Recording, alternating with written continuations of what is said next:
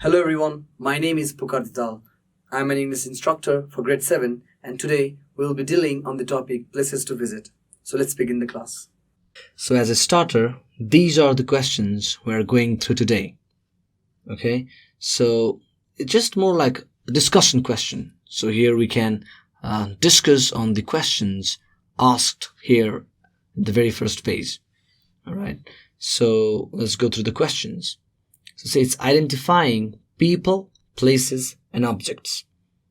As a starter, Nepal has many tourist attractions.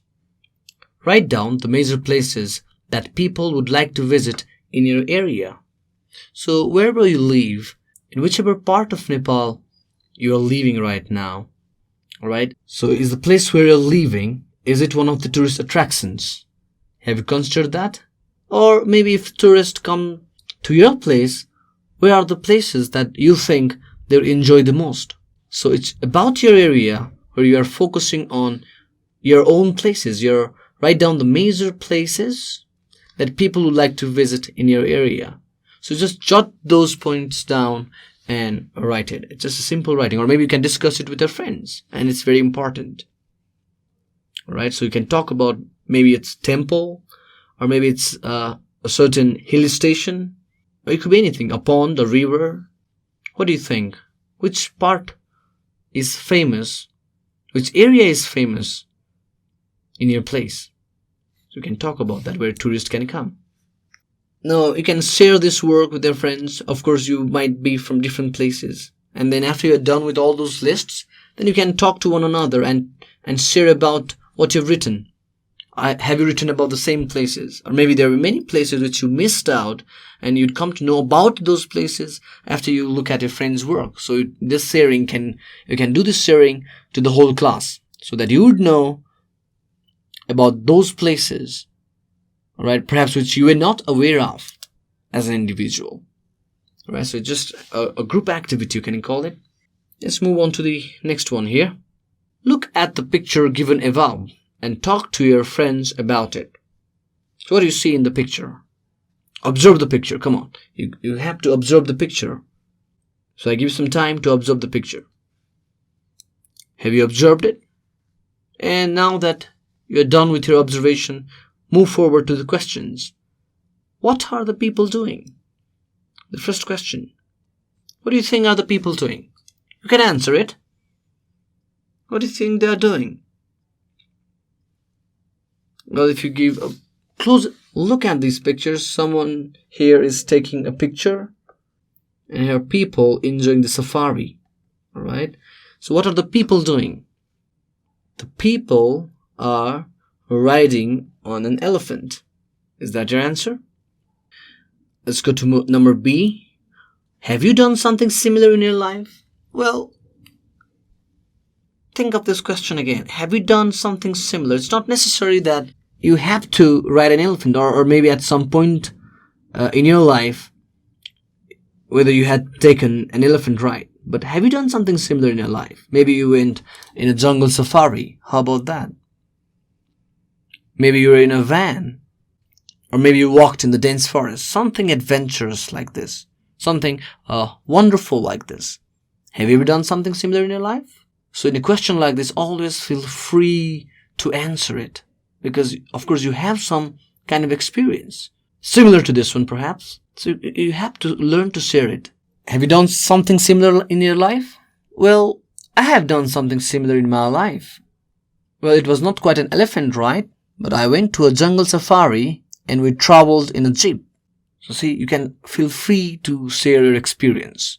Now, number C. Let's move on to number C. Would you like to try it out? Why or why not? So what do you say? Would you like to try it out? Would you like to have similar adventure? If yes, then why? Why would you like to have similar adventure? And if it is no, then why not? Why would you not like to have similar adventure? Have you thought of an answer? You should have one by now. Would you like to try it out? Why or why not? Well, let me try one.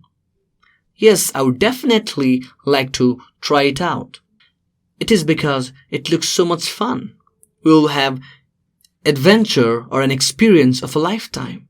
You can have your own reasoning for it. There's no specific answer to these kind of questions. You can always have your own reasoning to these questions. Are there places like this in your area? Remember, we just talked about the famous places worthy to pay a visit in your area. So do you have places like this in your area? Well, maybe not a jungle, maybe not a national park, but maybe something similar, something famous? A pond, perhaps? A river? A hill station? Are there any places like this in your area? So whatever those places are, if it's famous, or if it's a place where people would definitely like to pay a visit, you can mention it here. So this is how we discuss on these questions. These are all discussion questions. If you want, you can also write it down and share it to your friends. So let's move further. So in a while, we'll be reading about Rara Lake. I'm sure we have all heard about this wonderful, beautiful lake, haven't we? So, but before that, look at these words here. These are some of the words or vocabulary words which are used in the passage that follows. Let's go through these words right now. So see, you'll find this in your book. Let's learn these words. Learn the meanings of these words that appear in the passage below. We'll be dealing with the passage after we are done with number 2 and 3. Okay, number 2 and 3. And I'm sure you all know how to look for the words in the dictionary, don't you? So the best to use is you must learn to look for words in the dictionary rather than depend in the book to learn the vocabulary. Make sure you have a dictionary that will help you learn new words. Don't depend on the book for the words. You must have a dictionary to learn the words. Now, look at this particular word, remote. It means far away from the center, somewhere far away. That's remote. Altitude. See, height above sea level is what we call altitude. Migratory. The ones who move their residence from one place to another. Migrant. Right? Migrant or migrants are what we call migratory. See, the ones who move their residence from one place to another. Adventurous. Are you an adventurous person? So adventurous are those who are willing to take risk to try new methods or idea. They're also called courageous. They're adventurous. Now, preserve is maintain something in its original form. So these are the meanings of these words. So here we have words, and these are the meanings. Now, we are about to begin a passage on Rara Lake, but before that, again, consider these questions on mind. Okay? See, read the passage and answer these questions orally. So you can answer these questions verbally, but after reading the passage. So maybe I'll ask you again, which is the biggest lake in Nepal? First question, which you are answering it verbally or orally. What shape is the Rara Lake? The second question. Okay, just bearing this in mind, now let's move on further to read a passage about Rara Lake. So shall we begin the passage? Rara, well, that's the title. Rara Lake is the biggest lake in Nepal. It lies in the Mungu district in the northwest of Nepal. It is in a remote area in the Karnali zone. It is difficult to get there, and that is why very few people reach Rara Lake. Rara National Park was established to preserve the beauty of the lake. The oval-shaped Rara Lake is situated in a beautiful surrounding. You can see the reflection of snow-capped Api and Saipal mountains in the crystal clear lake. The lake covers an area of 11 square kilometers. It is about 5 kilometers long and 3 kilometers wide. The lake is 167 meters deep at the deepest part. The altitude of Rara Lake is about 2,990 meters. Rara Lake is within the Rara National Park. Therefore, no one lives near the lake nowadays. There used to be some people living nearby, but in 1976, they were resettled in Bardia to establish the Rara National Park. The park was established to preserve the plants and animals of that area. It was also established to preserve the Rara Lake itself. The park mostly lies in the Mungu district. However, some parts of it also lie in the Jumla district. The vegetation of the park is mainly coniferous. There are trees like spruce, fir, rhododendron, and oak. It is also home to many types of animals. Musk deer, leopard, tahr, and wild boar can be found in this area. There are also many types of resident and migratory birds there. Summer is a pleasant time at Rara Lake area. It starts to get really cold from October. During the midwinter, it is extremely cold. There is also heavy snowfall in winter. There is up to 1 meter of snow during this time. Some foreign and local tourists visit Rara Lake every year. In order to reach Rara Lake, you have to fly to Talsa Airport in the Mugu district and walk for about an hour, or you can also get there from Jumla. The mountain pass gets covered in snow during winter season. It is nearly impossible to get there at that time. The route itself is in the mountains and difficult to walk. If you plan to go there from Surkhet, you'll have to walk for 10 days. Visiting Rara Lake can be very difficult, but for nature lovers and those who are adventurous at heart, it is heavenly. So we just read a passage about Rara. So there are a few things to keep in mind when we read something or when we read a passage. First of all, are you reading it clearly? Is there clarity as you read? And how about the pace? At what speed are you reading it? Third thing you must bear in mind is your articulation. Your articulation, the way you are pronouncing words, the way you have the flow as you read it. Number 4, how about the pitch? Are you reading it loud enough? If you're reading aloud, you have to be loud enough so that people can hear you. Is your pitch correct? Do consider pauses. Are you pausing enough? For instance, after every full stop, or comma, or question mark, or exclamation mark, are you pausing there? And number 6, expression. Do you have expression in your voice as you read it?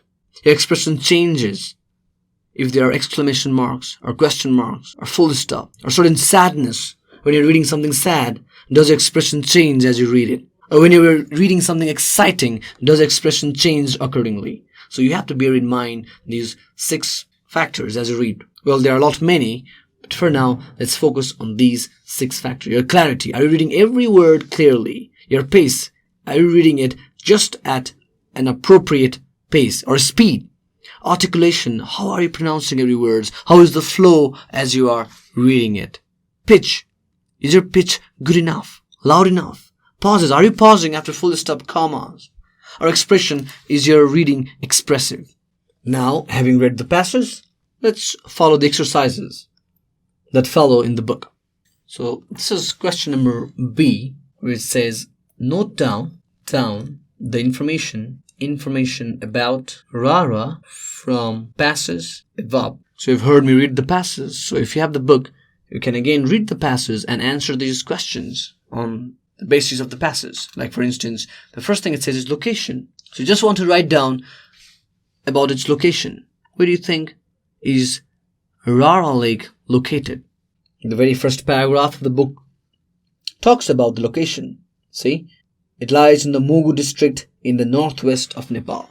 See, so you can write here, it lies in the Mugu district. It lies in the Mugu district in the northwest of Nepal. It is in a remote area in the Karnali zone. See, every information is given right here in the passage, and the only thing you have to do is read the passage again and figure this information out.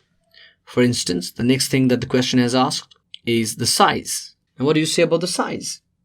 See, the second paragraph talks about the size. See, the lake covers an area of 11 square kilometers. It is about 5 kilometers long and 3 kilometers wide. Similarly, you can also figure it out about the surroundings. Vegetation, what kind of plants and trees are found there? Weather in winter, how is the weather in winter? What's the best time to visit Rara and way to get there? We can all get it right here in the passage, and which you can of course discuss in the class and do it in the classroom. So let's move on to the question and answers. See, answer these questions. So where is Rara Lake situated? The first question. Right, you'll get the answer right in the first paragraph, and bear in mind that you're always taking care of these auxiliaries or tenses whenever you answer the question. So, where is Rara Lake situated? Rara Lake is situated. See, it means where does it lie? Alright, so Rara Lake is situated, and if you read the second sentence of the paragraph, it lies in the Mugu district in the northwest of Nepal. So Rara Lake is situated, so from here where answer begins, Rara Lake is situated in the Mugu district in the northwest of Nepal. See, how big is the lake? The lake is very big. But how big? Then you'll have to figure that out. The lake is very big. Then, see, if you go to second paragraph, you'll come across the size of the lake. The lake covers an area of 11 square kilometers. It is about 5 kilometers long and 3 kilometers wide. And also, do include the depth here. The lake is 167 meters deep at the deepest part. So it can go all the way to the deepest part. So every time you answer the question, you reflect to the passage which you have read. And you might have to read it again and again to get the proper answer. And if there is ease here, don't ask, how big is the lake? The lake, you cannot begin, the lake was. That would be very incorrect. You cannot begin an answer like that. The lake was. So if there is ease, go for ease.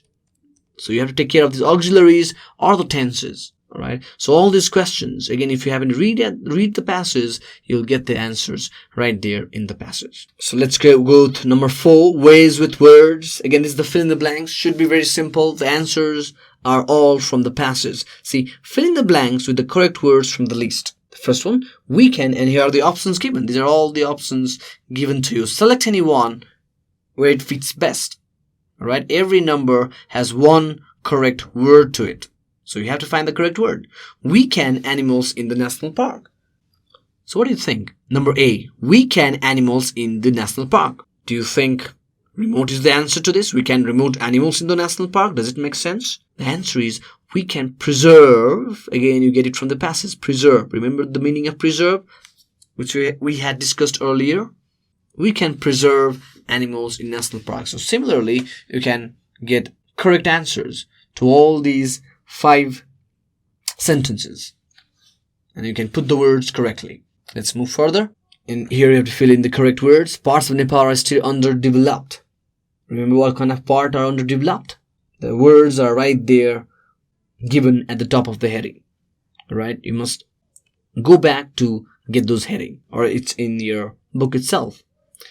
Now again, on the basis of the passage, see, match the words with their meanings. Now here comes the great deal. Match the words with their meanings. So if you don't know the meaning, the best time now is to consult the dictionary.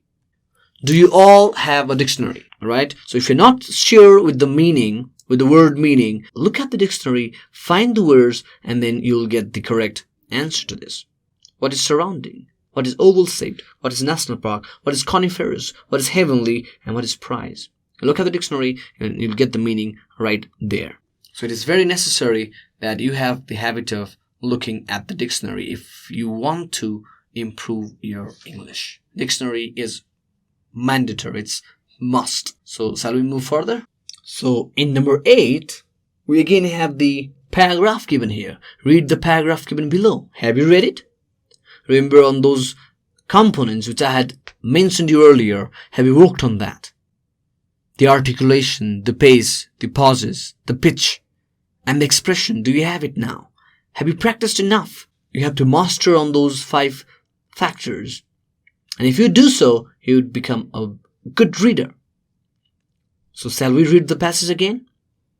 Let's follow it. Observe the pauses, observe the expression, observe the pitch. Sometimes the pitch goes high and low. Observe the pace.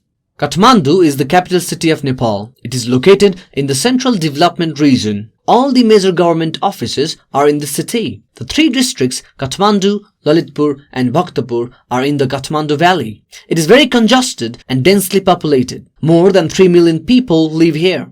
We can find people from all over the country in Kathmandu. Most of the people come to Kathmandu for jobs, education, and other opportunities. The original inhabitants of Kathmandu Valley are the Newars. Previously, there were 3 states in the valley: Kantipur, Patan, and Bhadgaon. So did you observe the reading? Now you can try to read it on your own and read it aloud.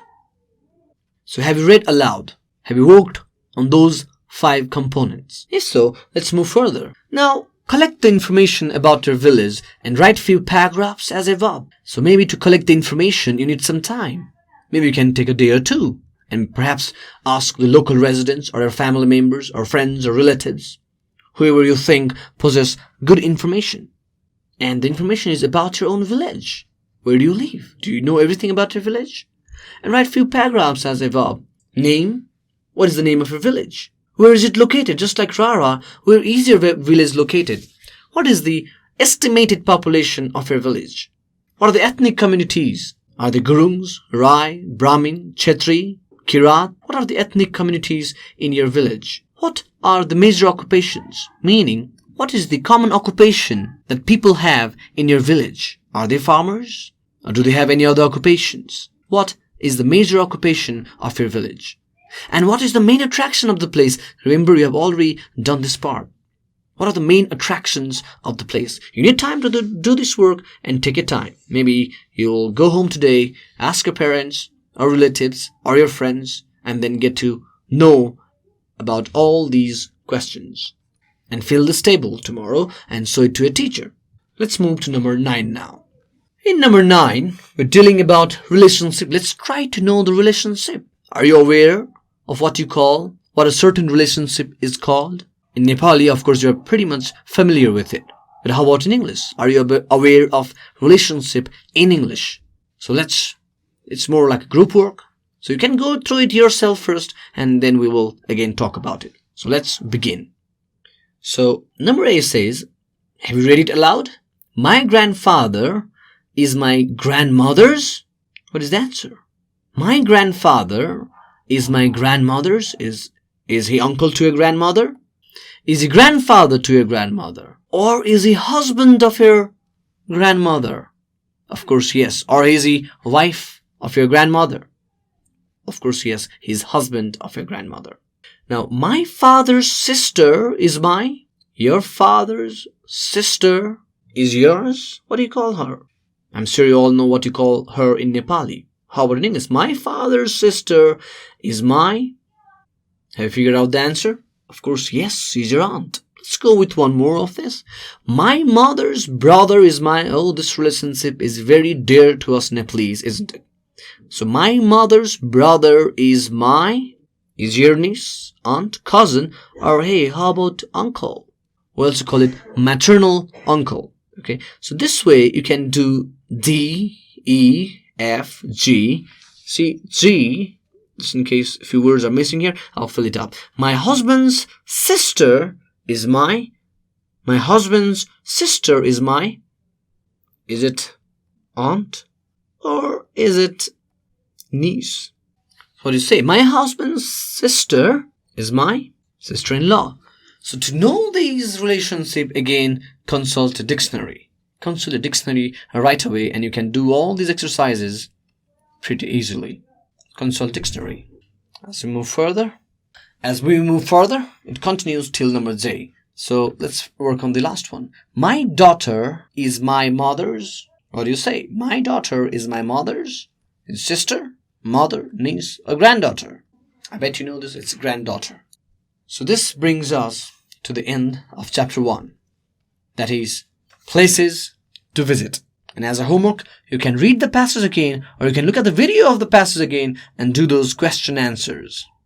And I'm sure you can do it pretty well. Thank you very much. And if you have any queries, you can email us at learning@deerwalk.edu.np. Thank you very much.